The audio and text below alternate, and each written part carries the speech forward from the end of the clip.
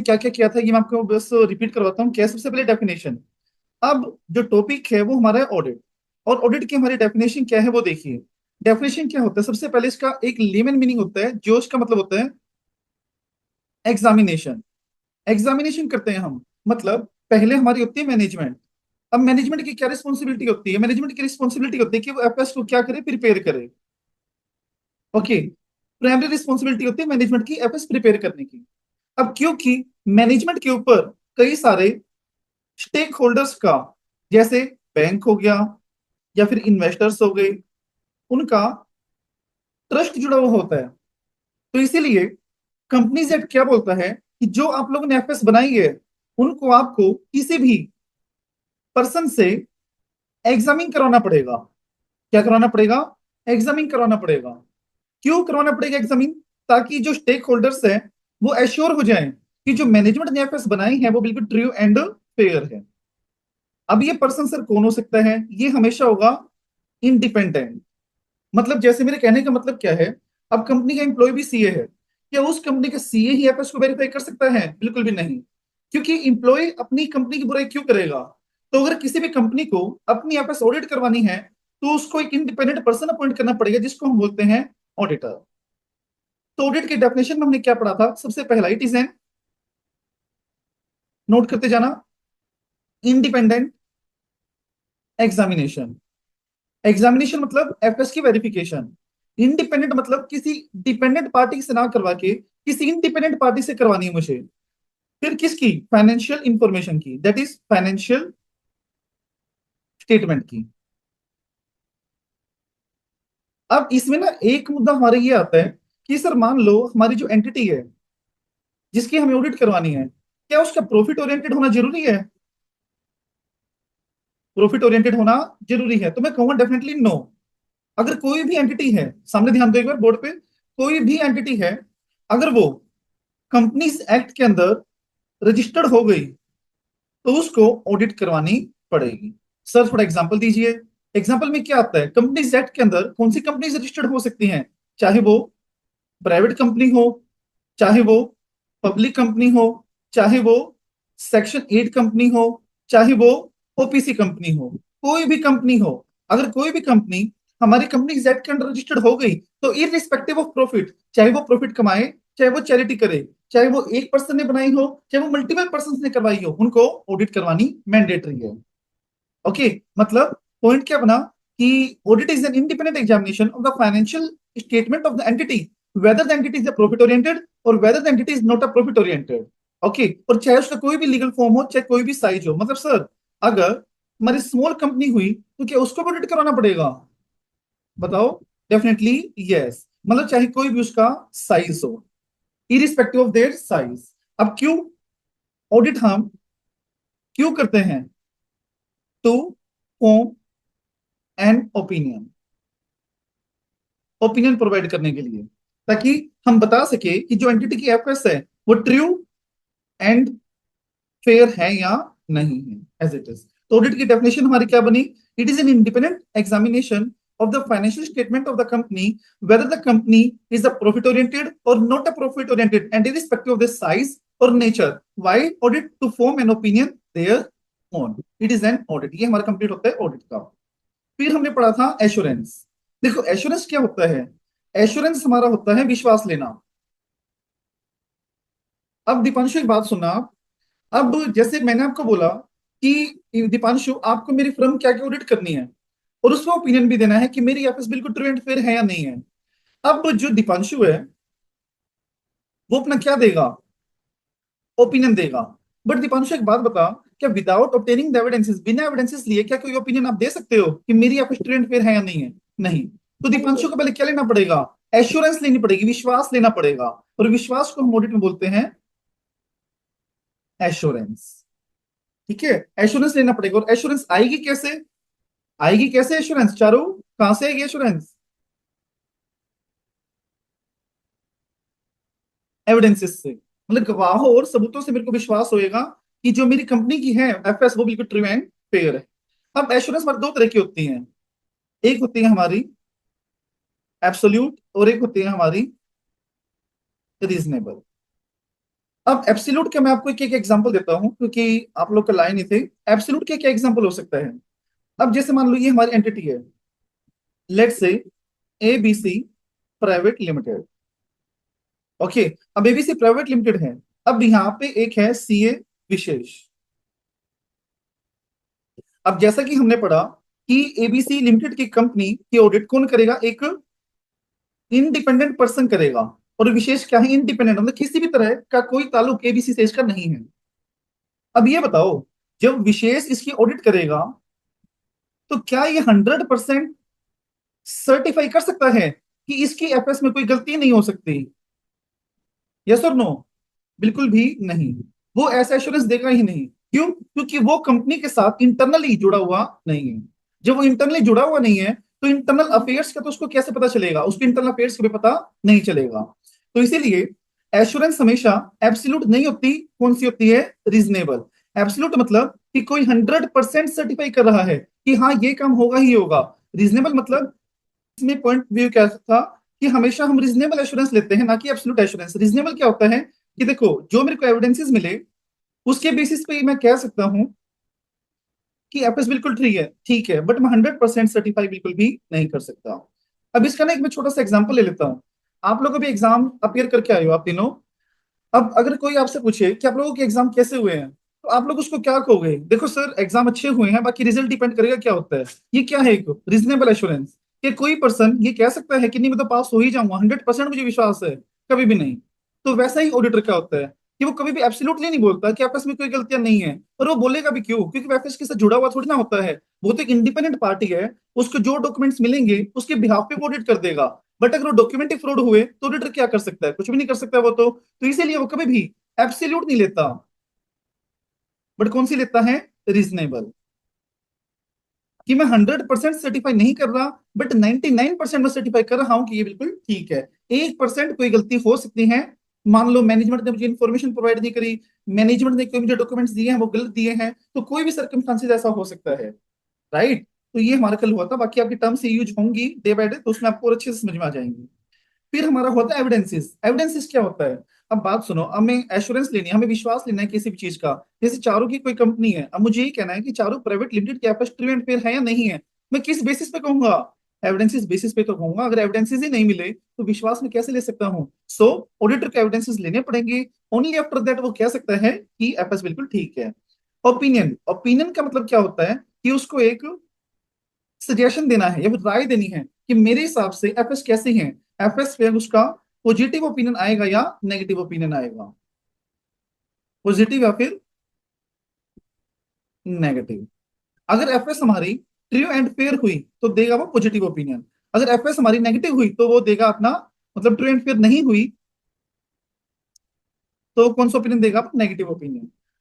अब दीपांशु और विशेष एक बार ध्यान से सुनना, चारों को मैंने कल समझा दिया था। हमारी ना एक टर्म यूज होती है यहाँ पे। एक टर्म हमारी यूज होती है, दैट इज क्वालिफाइड। और एक हमारी होती है क्वालिफाइड। अब मेरी बात सुनो ध्यान से। मैंने आपको बोला कि जो हमारा ऑडिटर है वो क्या प्रोवाइड करता है?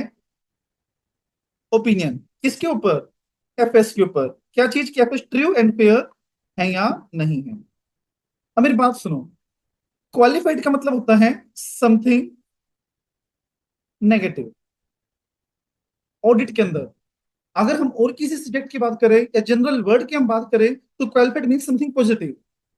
बट हियर क्वालिफाइड मतलब समथिंग नेगेटिव, और अनक्वालिफाइड मतलब समथिंग पॉजिटिव। तो कल को अगर आपसे कोई ये पूछे कि, अगर ध्यान से सुनो सभी, लिसन टू मी एवरीवन। अगर कल को आपसे कोई ये पूछे कि ऑडिटर ये कहना चाह रहा है कि एफएस बिल्कुल ट्रू एंड फेयर है, तो ना पॉजिटिव ओपिनियन देगा वो। तो पॉजिटिव नहीं बोलोगे आप, आज से क्या बोलोगे आप? Unqualified opinion. ओके? जहां पे उसको कोई भी कमियां नहीं मिलती, सब कुछ सही मिलता है, सब कुछ ट्रू एंड करेक्ट मिलता है, तो उसको देता है वो अनक्वालिफाइड ओपिनियन। बट अगर वो कहे कि एफएस ट्रू एंड फेयर नहीं है, कुछ ना कुछ झोल है उसमें, कुछ ना कुछ लूप होल्स है, तो कौन सा ओपिनियन देगा वो? Negative opinion. नहीं, अब नेगेटिव नहीं बोलोगे, आप क्या बोलोगे? बोलिए। क्वालिफाइड। ओके? तो अगर कोई पर्सन आपसे ये पूछे कि when the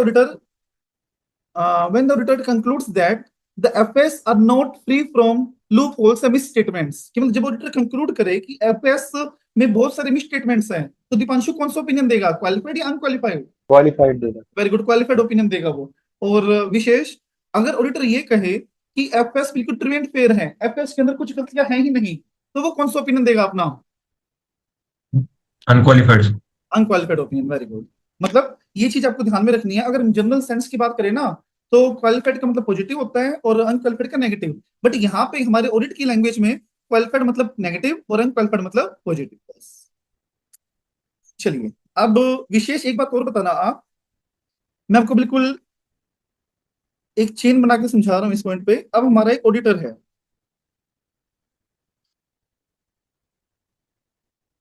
हमारा एक ऑडिटर है, उसने चारों प्राइवेट लिमिटेड की क्या करी है, ऑडिट करी है। ऑडिट करी, उसने सब कुछ चेक किया, वेरीफाई किया, एविडेंसेस लिए सारे, और उसने कंप्लीट एश्योरेंस ले ली कि एफएस बिल्कुल ठीक है। वो क्या कह रहा है, FS are true and fair. Okay, अब ट्रू एंड फेयर है, तो वो अपना ओपिनियन कौन सा देगा, दैट इज अनक्वालिफाइड। विशेष एक बात बताना, वो ये बातें सारी ओरल बोलेगा या रिटर्न में बोलेगा?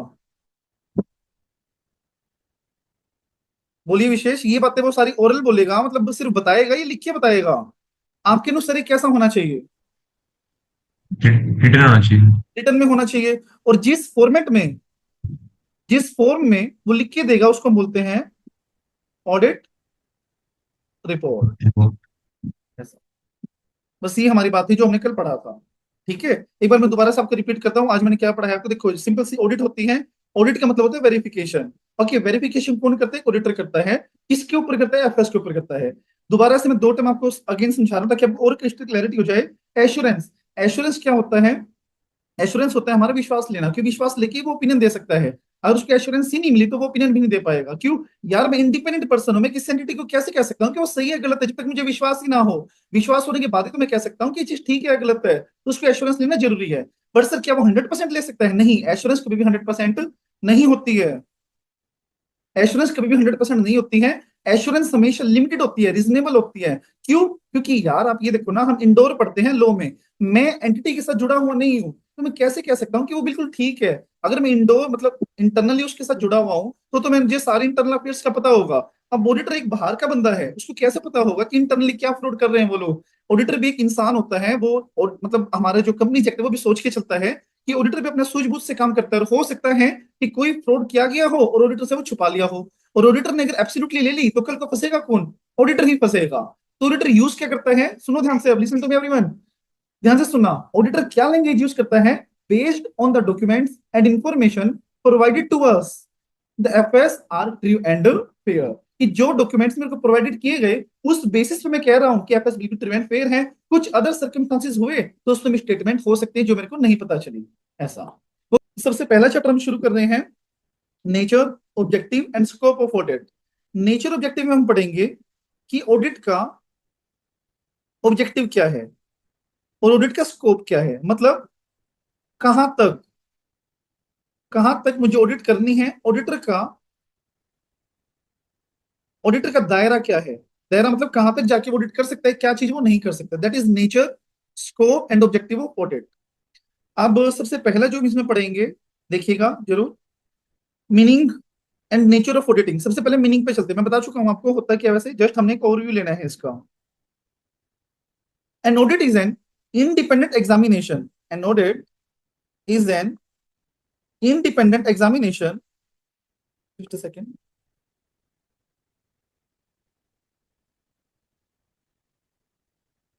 Of the financial information of the entity, whether profit oriented or not, irrespective of size or legal form.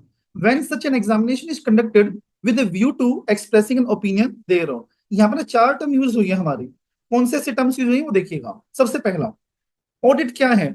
Audit एक इंडिपेंडेंट एग्जामिनेशन जो इंडिपेंडेंट बॉडी करती है। मतलब इसका कहने का मकसद ये है कि ऐसी कोई भी पर्सन नहीं होना चाहिए जो कि कंपनी से जुड़ा हुआ हो। ऑडिट हमेशा वो पर्सन करता है जो कि इंडिपेंडेंट हो, जो किसी से भी लिंक ना रखता हो। ऑडिट किसकी करते हैं हम? फाइनेंशियल इंफॉर्मेशन की।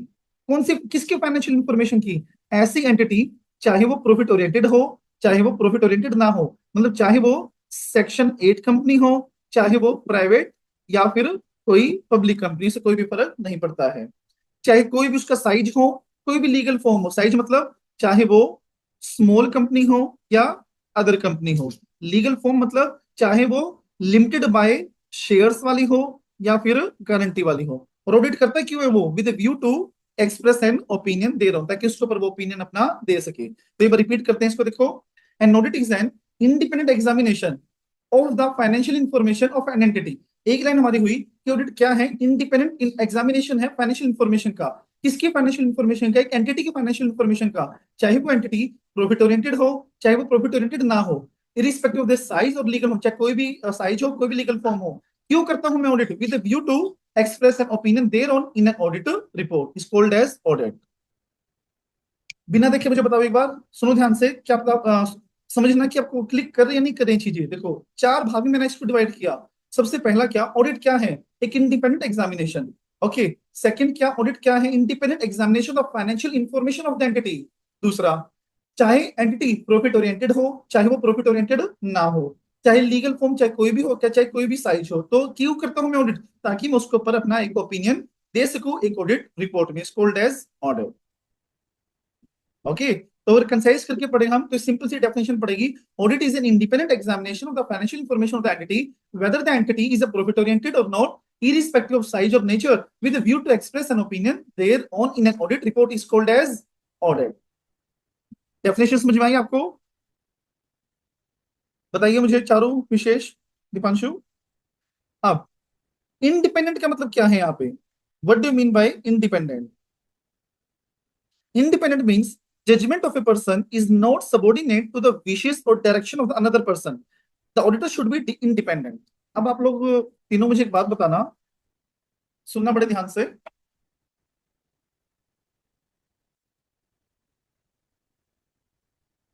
अब मेरी कंपनी की ऑडिट हो रही है और मैं ना दो सीएस को जानता हूँ। एक सीए कौन है? दीपांशु। और दूसरा सीए कौन है? विशेष। अब दीपांशु मेरा रिलेटिव है और विशेष एक इंडिपेंडेंट पार्टी है। अब दीपांशु मेरा रिलेटिव है, अगर वो मेरी कंपनी में ऑडिट करने आएगा तो ये मुझसे इन्फ्लुएंस होगा या नहीं होगा? यस और नो? बताइए दीपांशु। आप मेरे रिलेटिव हो और मेरी कंपनी में कुछ कमियां निकली हैं, तो आप मेरे से इन्फ्लुएंस हो क्या नहीं होगे? क्या मैं आपको कमियां बताने दूंगा या कह दूंगा नहीं यार भाईचारे में ऐसा थोड़ी होता है? बताइए। यही बात होगी सर, ये और इन्फ्लुएंस होंगे। विशेष एक इंडिपेंडेंट पर्सन है, इससे कुछ मेरा कोई इसका ताल्लुक ही नहीं है। तो जो इसको बोलना होगा वो ये बोलेगा, मतलब क्यों? क्योंकि वो मेरी बातों से इन्फ्लुएंस नहीं होगा। तो इसीलिए इंडिपेंडेंट का मतलब क्या है? कि जो पर्सन की जजमेंट है, यहाँ पर्सन कौन है? ऑडिटर। जो ऑडिटर की जजमेंट है वो not subordinate, not dependent on the wishes और direction of another person. Independent उस पर्सन को बोलेंगे जिसकी विश मेरे ऊपर डिपेंड ना करती हो, मतलब जो उसको बोलना हो वो बोलेगा, मेरे कहने से वो कुछ भी नहीं बोलेगा। जैसा दीपांशु है, दीपांशु की विशेष को मैं डिपेंड कर सकता हूँ या फिर चेंज कर सकता हूँ क्योंकि वो रिलेटिव है मेरा।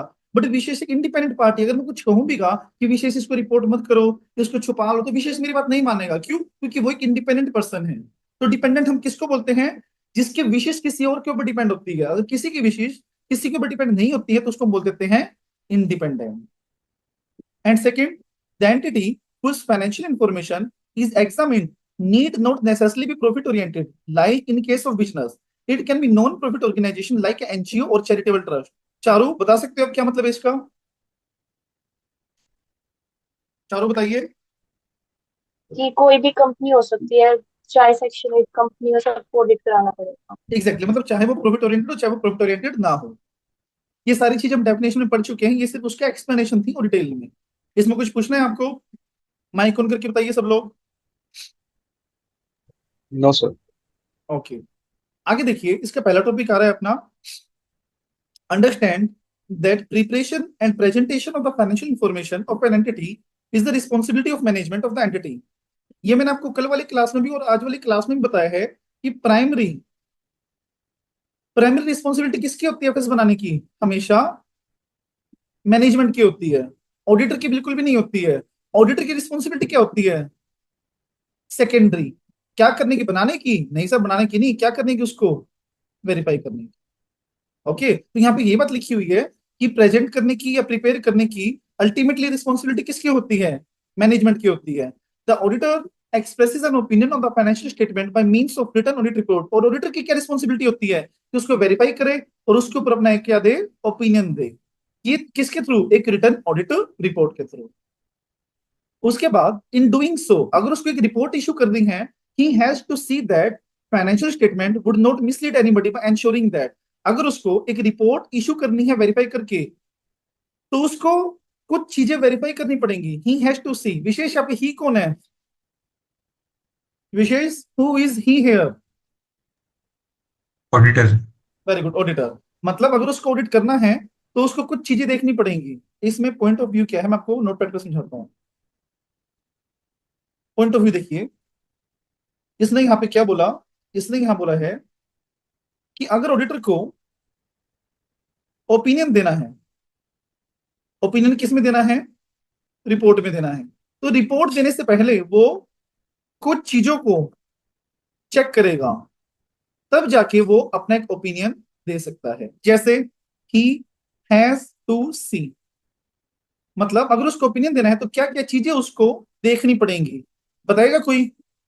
देखो, ऑडिट जो सब्जेक्ट है ना, वो कुछ भी नहीं है, वो जजमेंटल सब्जेक्ट है। अगर आप दिमाग लगा के भी मुझे बताओगे तो भी आपके आंसर सही आएंगे। एक एक पॉइंट सारे बताओ। चलो दीपांशु से शुरू करते। दीपांशु, अगर मैं कह रहा हूं कि आपको एक ओपिनियन देना है, तो ओपिनियन देने से पहले आप एफएस में क्या क्या चीजें चेक करोगे, मुझे बताओ। जजमेंटल बेसिस जो आपको लग रहा है वो बताओ सिर्फ मुझे। तो फाइनेंशियल स्टेटमेंट तो सबसे पहले ही है सर। एफएस में, फाइनेंशियल स्टेटमेंट, एफएस में क्या देखोगे आप? PNL, balance sheet, cash flow, notes, क्या नोट्स टू देखोगे अकाउंट। उनमें? उनमें देखोगे क्या कि वो ट्रू एंड फेयर है या नहीं है? नहीं, फिर चारू बताइए, और क्या देख के आप ओपिनियन दोगे अपना? एंट्रीज ट्रू करेक्ट है। Entries, very good. Vishesh, AS के अकॉर्डिंग बने हो सर। वेरी गुड, एएस के अकॉर्डिंग बने हो। और बताइए, सारे डिस्क्लोजर्स प्रॉपरली दिए गए हो, राइट और रॉन्ग। और हर एक एंट्री का क्या हो, सपोर्टिंग एविडेंस हो। ये चीज चेक करके वो अपना ओपिनियन दे सकता है। यही हमारा कंटेंट है। देखो एक बार, in doing so he has to see that financial statement will not mislead anybody. मतलब अगर ऑडिटर को ओपिनियन देना है तो उसको देखना पड़ेगा कि एफएस किसी को भी मिसलीड ना कर रही हो। बाय एंश्योरिंग दैट, क्या करके वो देखेगा? सबसे पहला, accounts have been drawn up with reference to the entries in the books of account. मतलब जो एंट्रीज डाली गई हैं वो बिल्कुल ट्रू एंड फेयर है, जो चारों ने मुझे जवाब दिया था। ओके, जो अकाउंट्स ड्रॉ हुए हैं बिल्कुल करेक्ट जर्नल एंट्रीज के अकॉर्डिंग हुए हैं। सेकंड क्या देखेगा वो? The entries in the books of account are adequately supported by the sufficient and appropriate audit evidences। मतलब इसका मतलब बता सकता है कोई सेकंड का? पढ़िए एक बार। The entries in the books of account are adequately supported by the sufficient and appropriate audit evidences। बताइए तीनों में से कौन बताएगा?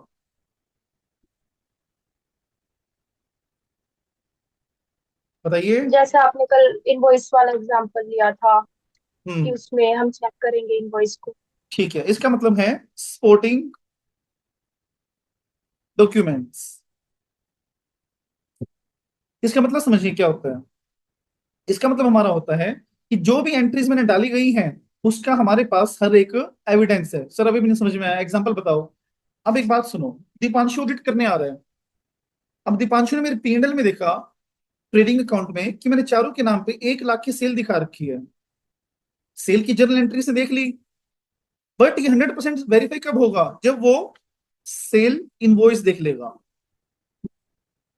ठीक है, अगर सेल इनवॉइसेस है चारों का मेरे पास, फिजिकल सेल इनवॉइस है, तो इट मींस जो सेल है वो बिल्कुल करेक्ट है। ऐसा मतलब जो एंट्रीज करी गई हैं वो एडिक्वेटली सपोर्टेड है, किससे? एविडेंसेस से, मतलब वाउचर से वो सपोर्ट करी गई है। Third, none of the entries have been omitted in the process of compilation. कोई भी एंट्रीज हमने ओमिट नहीं करी है, सारी की सारी हमने फुली डिस्क्लोज कर दी है। Then information conveyed is clear and unambiguous. Clear and unambiguous क्या होता है? कि जो डिस्क्लोजर्स दिए गए हैं या जो इंफॉर्मेशन हमें दी है वो बिल्कुल क्लियर है, और जो बंदा समझना चाह रहा है वो इजी टू अंडरस्टैंड है। Easy to understand.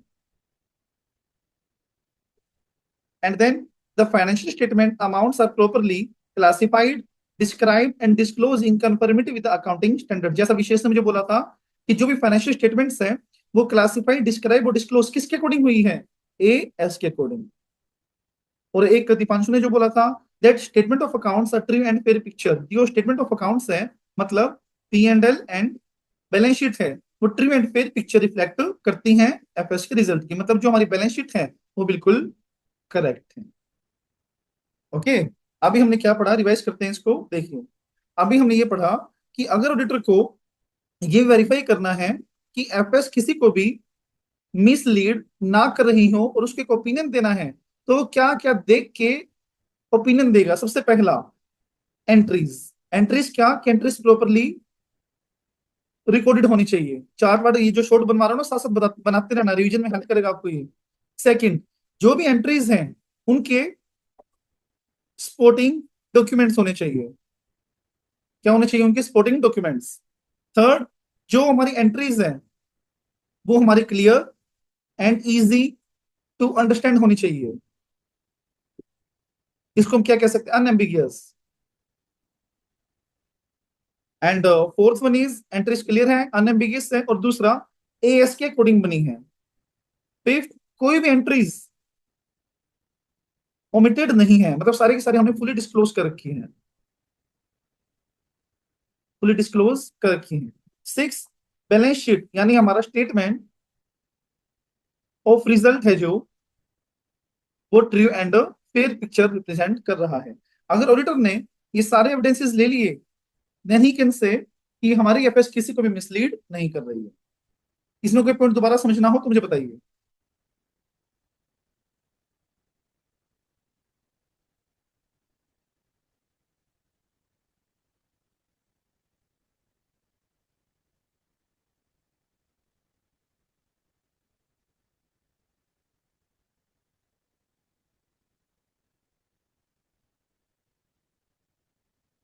आगे चलो, देखो भी कंफर्म कीजिए, ऐसे नहीं रिस्पॉन्स दोगे तभी तो बात बनेगी, ऐसे रिस्पॉन्स नहीं दोगे तो बात कैसे बनेगी। विशेष चारों रिस्पॉन्स दिया करो साथ साथ, ऐसे नहीं, माइक ऑन करके अपना। चलिए यस सर विशेष आगे। इसका क्वेश्चन बताइए मुझे क्या बनेगा।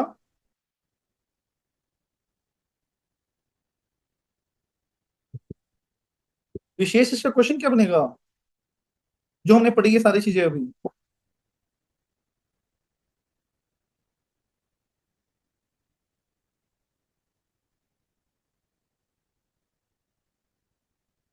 चारों आप बताइए क्या क्वेश्चन बनेगा।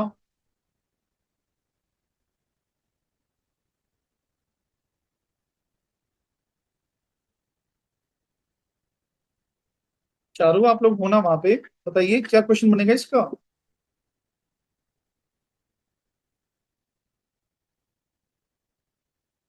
What things auditor has to ensure before auditing financial statements? या फिर ये before expressing an opinion in the financial statement या फिर इन द ऑडिट रिपोर्ट, ठीक है। या फिर इसके क्वेश्चन और बन सकता है। देखिए अच्छा, एक क्वेश्चन मैं लिख रहा हूँ इससे अलग है, आप लोग उसके जवाब बताना क्या है, ठीक है। कौन बताना चाहेगा आंसर, बताइए। अपने आप हैंड रेज कीजिए तीनों में से, वॉलंटरी कौन बताना चाहेगा। एक क्वेश्चन लिख रहा हूं मैं कोई भी। If the auditor confirms certain things so that he can express that FS will not mislead anybody. For expressing this, what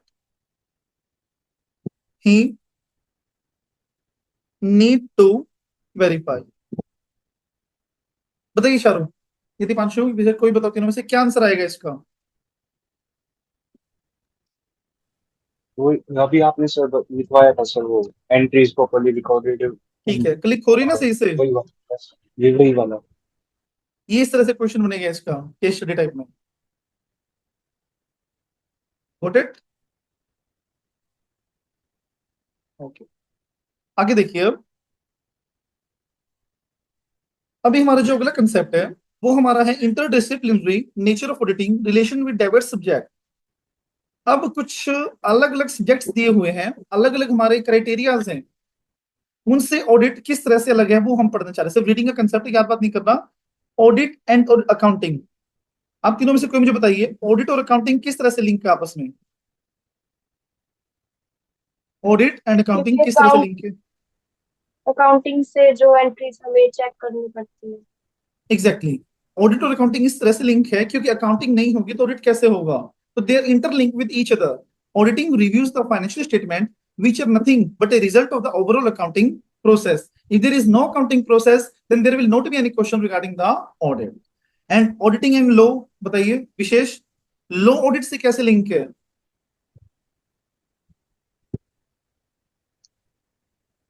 law audit से कैसे लिंक है विशेष जी बताइए।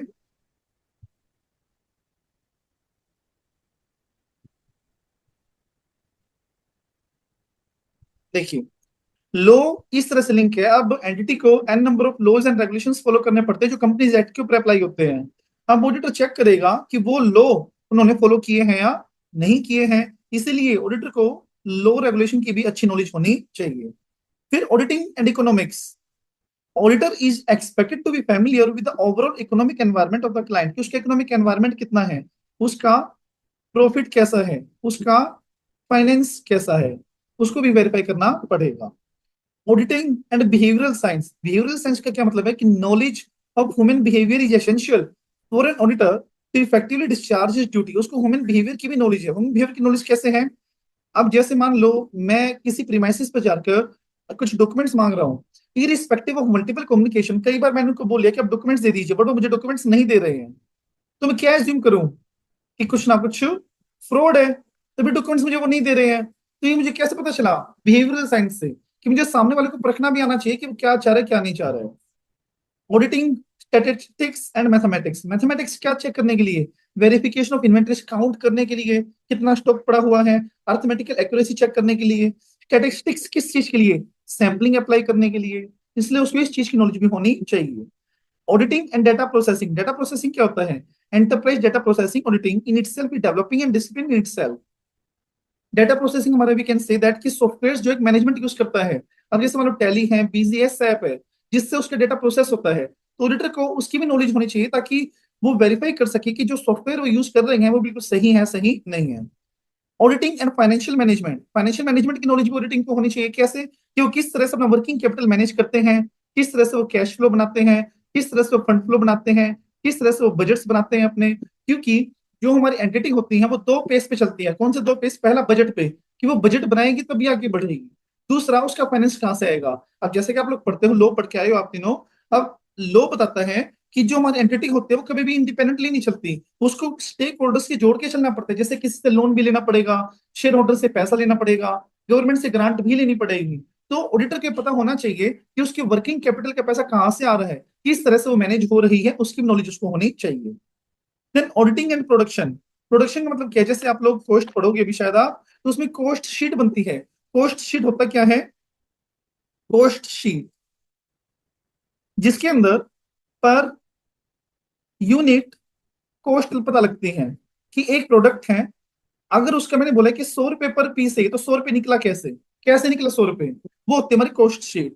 तो अब मान लो कि मैन्युफैक्चरिंग कंसर्न जिसकी ऑडिट करने जा रहा हूँ, तो ऑडिटर को प्रोडक्शन की नॉलेज भी होनी चाहिए कि कितनी प्रोडक्शन उसकी हो रही है। प्रोडक्शन हो रही है तो ऐसा तो नहीं कि ओवर प्रोडक्शन कर रहा है वो, बाहर मार्केट में डिमांड से 10 प्रोडक्ट किए हैं बट वो सप्लाई कितनी कर रहा है, प्रोडक्शन कितनी कर रहा है, 20 कर रहा है। तो ये तो गलत चीज है ना। मतलब 20 मैंने बना के रख दी, बिकेंगी उसमें से 10, तो 10 क्या हो जाएंगी, पेरिश हो जाएंगी। तो ये तो एबनॉर्मल एक्सपेंसेस है ना, तो ऑडिटर इसको भी चेक करेगा। तो ये अलग अलग प्रिंसिपल्स हैं जिनमें ऑडिटर वेरीफाई करेगा। क्वेश्चंस करेंगे हम इनके, जब आपको एक दो पॉइंट पता लग जाएगा, इसका रीडिंग का कंसेप्ट है ये। अब मुझे आपको एक और इंट्रो देना है जो मैंने कल भी दिया था। Listen to me everyone. Vishesh आप कंफर्म कीजिए, आप बैठे हो ना या फिर आप कोई रिस्पॉन्स नहीं दे रहे हो?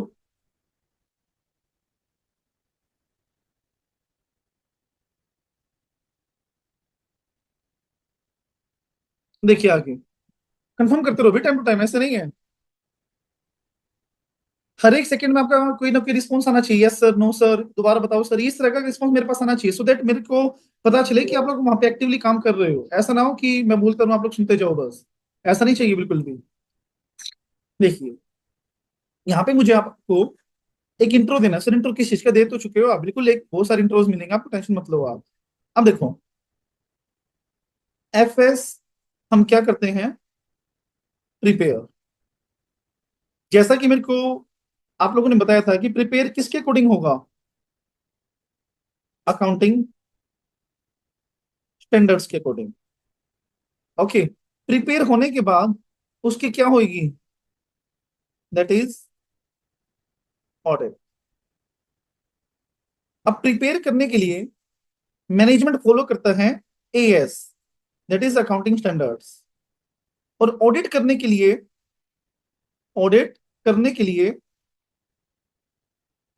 जो ऑडिटर है वो क्या फॉलो करता है, standards on auditing, that is SS. Okay, अब प्रिपेयर करने के लिए मैंने बता दिया आपको एएस, और ऑडिट करने के लिए क्या, एसएस। अच्छा, ऐसे फॉलो कौन करता है, ऑडिटर। एएस कौन फॉलो करता है, मैनेजमेंट। अब ऐसे में जो सबसे पहला आता है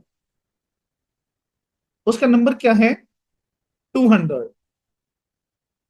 ऐसे 200 जो कि क्या बताता है, ओवरऑल ऑब्जेक्टिव ऑफ ऑडिटर। कि ऑडिटर के ओवरऑल ऑब्जेक्टिव क्या है, मतलब एस से 200 बताता है कि अगर कोई पर्सन ऑडिटर बन के किसी भी प्रीमाइसिस पर जाएगा तो उसके पर्पस क्या है, या फिर उसके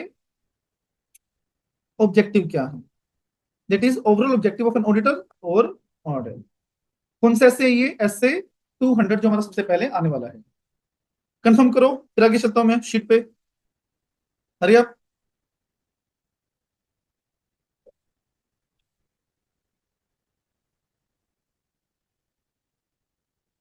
गुड, आगे देखिए। अब पता है हमारा overall objective of an audit in conducting the audit of financial statement, objectives of an auditor in accordance with SC 200, overall objectives of the independent auditors and the conduct of audit in accordance with the essays are। जब audit हमारी conduct होएगी FS की, तो auditor के कुछ objective होंगे जो उसको पूरे करने पड़ेंगे, और वो ऑब्जेक्टिव कौन बताता है, एसए 200 बताता है। ओके, क्या ऑब्जेक्टिव है, सबसे पहला ऑब्जेक्टिव है, सबसे important, to obtain and absolute assurance. Absolute assurance है ना Charu, no it is sir. The objective of the auditor to obtain the absolute assurance. नहीं, कौन सी एश्योरेंस, रीजनेबल एश्योरेंस। वो कभी भी 100% ये नहीं कह सकता कि एफएस बिल्कुल ठीक है, वो सिर्फ रीजनेबली कह सकता है कि मेरे अनुसार ठीक है, बाकी कुछ और हो सकता है वो मुझे नहीं पता। तो पहला ऑब्जेक्टिव कौन सा ऑडिटर का, तो उसको क्या लेना है, विश्वास लेना है। विश्वास को हम क्या बोलते हैं, एश्योरेंस। तो उसको रीजनेबल एश्योरेंस लेनी है, किस चीज के लिए, whether the financial statement as a whole are free from material misstatement. कि एफएस के अंदर कोई भी मटेरियल मिस स्टेटमेंट नहीं है। अब सर यहाँ पे ना दो वर्ड यूज हुए हैं, पहला वर्ड यहाँ पे क्या यूज हुआ, मटेरियल, फिर ये क्या हुआ, मिस स्टेटमेंट। अब आप लोगों को मिस स्टेटमेंट का तो पता होगा क्या होता है, दैट इज लूप होल्स, गलतियां। कि मटेरियल क्या है, रॉ मटेरियल, बताइए what is material here, material here is significant, that is important. मतलब ऑडिटर को रीजनेबल एश्योरेंस लेनी है, रीजनेबल एश्योरेंस लेनी है कि जो हमारे फाइनेंशियल स्टेटमेंट है उसके अंदर कोई सिग्निफिकेंट कमियां तो नहीं है, सिग्निफिकेंट लूप होल्स तो नहीं है, चाहे वो फ्रॉड के दौरान हो, फ्रॉड्स के कारण हो, चाहे वो एरर के कारण हो। और दूसरा क्या हो उसका, to express an opinion whether the FS are prepared in all material respect in accordance with the applicable financial reporting framework. तो यहाँ पे हमने तीन ऑब्जेक्टिव पढ़े। पहला क्या, उसको रीजनेबल एश्योरेंस लेना है कि FS free from material misstatement है या नहीं है। दूसरा, उसको ओपिनियन देना है कि एफएस शेड्यूल 3 के अकॉर्डिंग, एएस के अकॉर्डिंग बनी है या नहीं बनी है। और ओपिनियन किस में देना है, उसको रिपोर्ट में देना है। और रिपोर्ट किसको करनी है, कम्युनिकेट करनी है जिसने उसको अपॉइंट किया था। तो यहां पे एस पर एस से 200 ऑडिटर के ओवरऑल ऑब्जेक्टिव क्या बने, सामने ध्यान दो एक बार। सबसे पहला नोट करते रहना साथ साथ, सबसे पहला उसको क्या लेना है, reasonable assurance. Second, reasonable assurance लेके क्या करना है उसको, express an opinion. Express an opinion किस में देना है, स्टेप बता रहा हूं आपको, ये रिपोर्ट में, that is audit report. And then fourth, audit report क्या करनी है, कम्युनिकेट करनी है किसको, जिसने उसको अपॉइंट किया था उसको कम्युनिकेट करने, जैसे मैनेजमेंट। अब ये क्या चीज है जो हम पढ़ रहे हैं, दीपांशु व्हाट इज दिस, क्या चीज है ये, जल्दी बताओ 1 सेकंड के हिसाब से।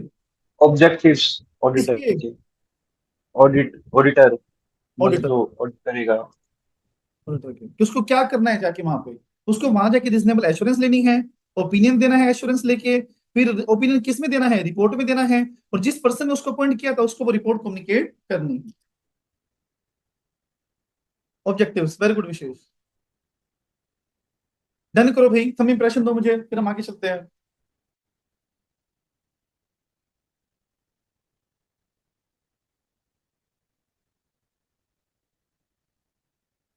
Okay,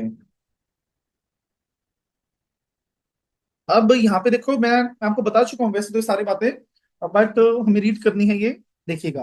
what is reasonable assurance, reasonable assurance is to be differentiated या distinguished from absolute assurance.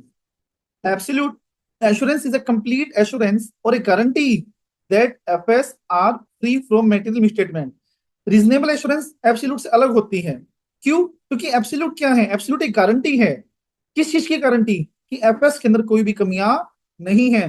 But एक चीज बताओ, क्या हम ऐसी कोई गारंटी दे सकते हैं, बिल्कुल भी नहीं दे सकते। इसीलिए reasonable assurance is not a complete guarantee, reasonable assurance guarantee नहीं होती, बट एक हाई लेवल ऑफ एश्योरेंस होता है, बट कंप्लीट एश्योरेंस नहीं होता।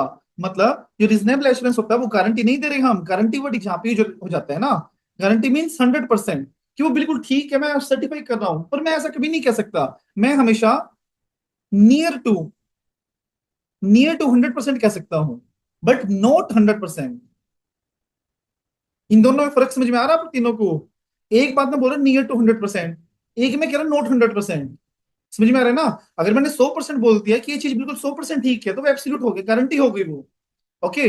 बट अगर मैं ये कहूँ नियर टू 100%, मतलब रीजनेबली ठीक ठाक है मेरे अनुसार, हाँ जितना मुझे चेक करना था मैंने वो उतना चेक कर लिया है।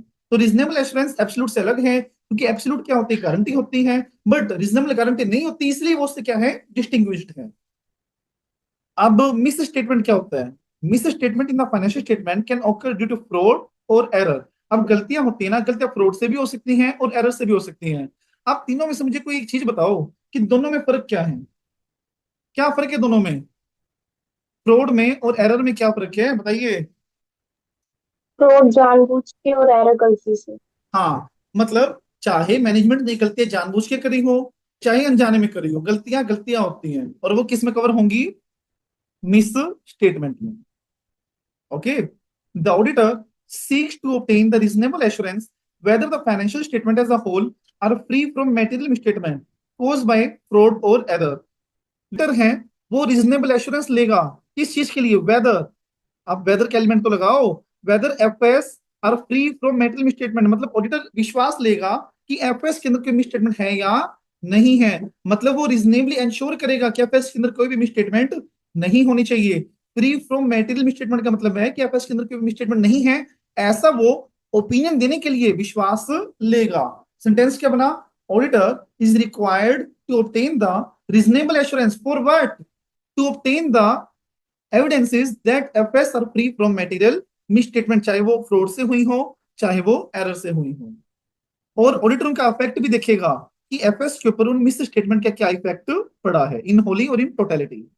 ओके, ऑब्टेन मतलब रीजनेबल एश्योरेंस, देखो सिर्फ विश्वास लेना होता है, चाहे उसको फ्रॉड मिले चाहे ना मिले। अब यार ये चीज बताओ ना, अगर वो वेरीफाई ही नहीं करेगा तो वो पता कैसे लगाएगा कि एरर है या नहीं है, जब वो एविडेंसेस लेगा तभी तो वो पता लगा पाएगा ना कि सही है गलत है, तो विश्वास तो उसको लेना पड़ेगा। तो इसलिए रीजनेबल एश्योरेंस तो उसको हर दम लेना है, हमेशा लेना है। पर रीजनेबल एश्योरेंस लेके वो क्या करेगा, पता लगाएगा कि एफएस आर फ्री फ्रॉम और नॉट फ्री फ्रॉम। आया समझ में? लिख के बताऊं आपको ये। देखो, ऑडिटर, जो हमारा ऑडिटर है, always required to obtain reasonable assurance. लिख लो ये, रीजनेबल एश्योरेंस वेदर, वेदर का मतलब क्या, वेदर एफएस आर फ्री और not free from material miss statement. Free और नॉट फ्री का मतलब है कि मुक्त है या नहीं, मतलब एफएस के अंदर मटेरियल स्टेटमेंट है या नहीं है, वो पता लगाने के लिए उसको हमेशा क्या लेना पड़ेगा, रीजनेबल एश्योरेंस। चारू और दीपांशु, अब समझ में आया आपको? आप थोड़ा बहुत गलत बता रहे थे। यस। रीजनेबल तो उसको हमेशा लेनी है, क्यों लेनी है, ताकि वो एक कन्फेस कर पाए, क्या कन्फेस कर पाए कि एफएस फ्री फ्रॉम है, फ्री फ्रॉम नहीं है, लाइक दैट। Okay sir. समझ आया? Yes sir. कोई डाउट हो तो मुझे बता दो। आज सिर्फ इतना ही करेंगे हम, कि पहली क्लास आपकी है आज, इतना बहुत आज के लिए। Okay sir. Any doubt? No sir. देखिए मैं रिवाइज करवाता हूँ फिर आज जो हमने किया है। देखो आज हमने क्या पढ़ा, सबसे पहले हमने मीनिंग एंड नेचर पढ़ा। मीनिंग में हमने क्या पढ़ा, ऑडिट क्या होता है, सब लोग ध्यान देना, ठीक है।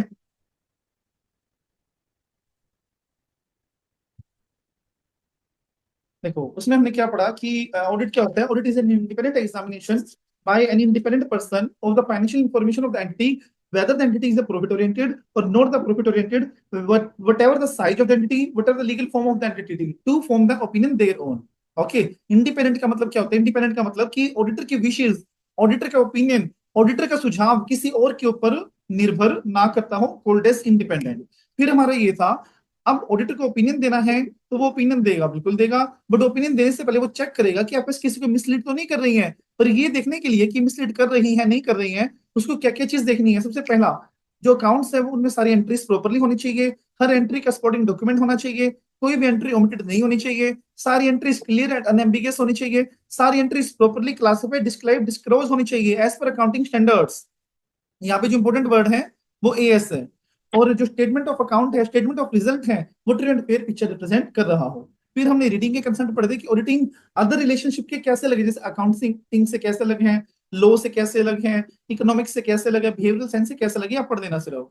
ऑब्जेक्टिव, ऑब्जेक्टिव क्या है ऑडिटर के, ऑब्जेक्टिव ये है कि सबसे पहला ऑब्जेक्टिव कौन से हस्ते बताता है, कौन से हस्ते बताता है ऑब्जेक्टिव, बताइए। 200। 200। ओके, तो ऐसे 200 ऑब्जेक्टिव बताता है। कौन से ऑब्जेक्टिव बताता है वो बताता है कि उसको रीजनेबल एश्योरेंस लेनी है। रीजनेबल एश्योरेंस देखो यहां भी लिख रखा है, किस चीज के लिए लेनी है, एफएस फ्री फ्रॉम है या फ्री फ्रॉम नहीं है। फ्री फ्रॉम किस चीज से, मटेरियल मिस स्टेटमेंट से, और उसको ओपिनियन देना है, रिपोर्ट देना है, और उसको कम्युनिकेट भी करना है। अब मैंने दो चीज आपको बताई थी, अब देखो बड़े ही ध्यान से और सरल भाव से हम पढ़ेंगे दोबारा से कि एश्योरेंस क्या होता है, रीजनेबल एश्योरेंस क्या होता है। देखो रीजनेबल एश्योरेंस हमारा होता है कि ऑडिटर गारंटी नहीं करता, बट हाई लेवल विश्वास लेके बोलता है कि मेरे अनुसार एफएस का ये रिजल्ट है, बट गारंटी नहीं दे रहा मैं बिल्कुल भी, तो वो होता है हमारा रीजनेबल एश्योरेंस। ओके, और मिस स्टेटमेंट हमारी होती है गलतियां। ओके, तो ये था हमारा आज का कंटेंट जो हमें करना था। अब मुझे देखो कंटेंट आज का पूरा हो चुका है, कुछ एक दो और टर्म है जो मुझे आपके साथ डिस्कस करनी है। आप मुझे अब दीपांशु का ही हम एग्जांपल ले लेते हैं। दीपांशु किसी को ऑडिट करने गया, और इसको ऑडिट क्या करनी है, परचेज। अब मैनेजर ने इसको परचेज फाइल दे दी, फाइल के अंदर इनवॉइस कितने थे, 5000। दीपांशु, क्या 5 के 5000 चेक करेगा, नो सर। बताओ कितने चेक मुश्किल करेगा, है सर। कितने चेक करेगा, 1000। 1000 या 1000। और फिर किस तो बेसिस पे, किस बेसिस पे, Samsung random. Sam sampling basis पे, राइट। अब दीपांशु एक बात यस। सुन, चारों विशेष आप भी सुनो। 5000 में से उसने 1000 सिलेक्ट कर लिए और चेक कर लिए, क्या लगा कि जो 1000 है वो बिल्कुल करेक्ट है। और सैम्पलिंग बेसिस पे वो 5,000 के ऊपर अपना ओपिनियन देके परचेज बिल्कुल ठीक है। अब दीपांशु एक बात बता, क्या जो बचे हुए 4,000 हैं, क्या आप गारंटी दे रहे हो कि उनके अंदर कुछ भी गलती नहीं हो सकती? नहीं सर, हो भी सकती है गलतियां। क्यों क्यों नहीं दे सकते? क्योंकि क्या आपने पता वो गलत चेक नहीं चेक करें। ही नहीं किए। ठीक है, तो इसीलिए ऑडिटर एब्सोल्यूट नहीं दे सकता, क्योंकि कई सारे सर्कमस्टांसेस होते हैं। इसलिए ऑडिटर क्या देता है? रीजनेबल, कि देखो मैंने 1,000 चेक किए हैं सैम्पलिंग बेसिस पे, और सैम्पलिंग बेसिस से मेरा ये ओपिनियन है, हो सकता है कि जो मैंने चेक नहीं किए उनमें कुछ गलतियां मिल जाए, ऐसा। तो इसीलिए हम एब्सोल्यूट नहीं लेते, रीजनेबल लेते हैं। बेस्ट एग्जांपल था जो इसका हो सकता है। समझ आया?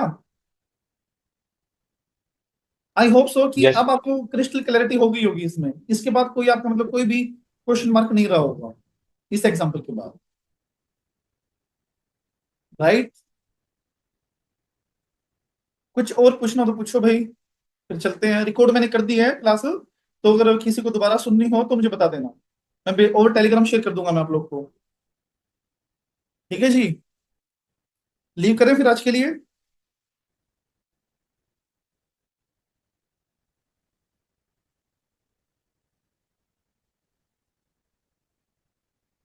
चलिए bye bye, see you soon. Notes मैं आपको शेयर कर दूंगा व्हाट्सएप ग्रुप पे, तो पढ़ लेना इसको, ठीक है?